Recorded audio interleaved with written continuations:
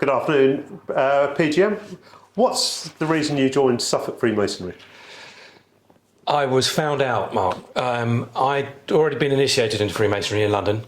I lived and worked in London, but when I knew I was moving home to this part of the world, I made some inquiries about lodges in Suffolk.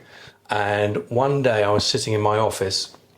I was a solicitor in Ipswich, and a partner of the law firm, a chap called Jeremy Bristol, who's a Grand Officer and a member of British Union Lodge.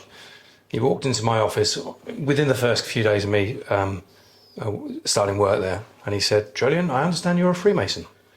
He took me along to British Union Lodge. I met a few people there, and along the way I met somebody who mentioned to me there was a new lodge that had just been consecrated called Laconic. It'd been around for a couple of years by then, but it was formed specifically for London Masons who had a connection with Suffolk. And I went along to that a number of times before it became too embarrassing for me not to join. So I joined. Eventually became the secretary, and that was the last job I did in Suffolk before this one, being the secretary of Laconic Lodge. Other than being the PGM, what do you enjoy most about Suffolk Freemasons? I enjoy, it may sound a bit corny or a bit trite, but I do enjoy the friendship. I've made some terrific friends as a Freemason, and particularly as a Freemason in Suffolk.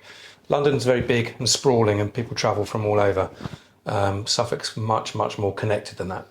And I'm very proud to say, and I tell people, my oldest friend is a Suffolk Freemason, and that's not because I've known him for the very longest time, it's because he's nearly 90, but he's a very good friend of mine. We ring each other up, we care for each other, we speak to each other, and I think that epitomises the friendship and the opportunity to make friends within Suffolk. Is he good counsel for you?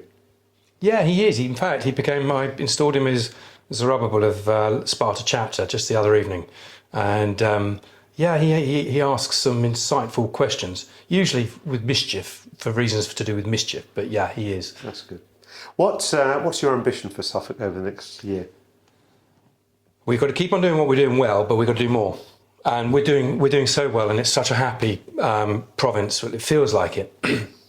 And we're doing very well on the challenges that we've been set, and we're gonna ace those. So my vision is to do what we're doing as well, if not better than we're already doing it, but then add some to it, adding layers that brethren instinctively know and companions instinctively know should be done, can be done, and probably are already doing, but doing those things in a more joined up way, doing it with support of our other units, our other colleagues in Freemasonry, so that we're really changing from third gear into fourth gear.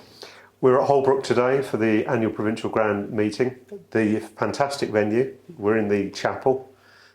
What are you most looking forward to? Well, seeing it all come together. I mean, we've done. I've had the pleasure and the honour of sitting in the big chair in the main hall a couple of times now, and I mean, I've only done it a couple of times. I can't say I'm an old hand at it, but there's a familiarity to it already. We've only been here for a few minutes today already, and already walking into the chapel, seeing the different scale, seeing the different layout, seeing. I don't know what it's going to look like. I guess just rewind a second. When I said I sat in the big chair in the main hall a couple of times, of course I've been to the main hall loads of times for Provincial Grand Lodge meetings, so I know what they look like. I don't know what that's going to look like tomorrow, and it's going to be brilliant. It's going to be brilliant. Provincial Grand Master, thank you very much. Thank you.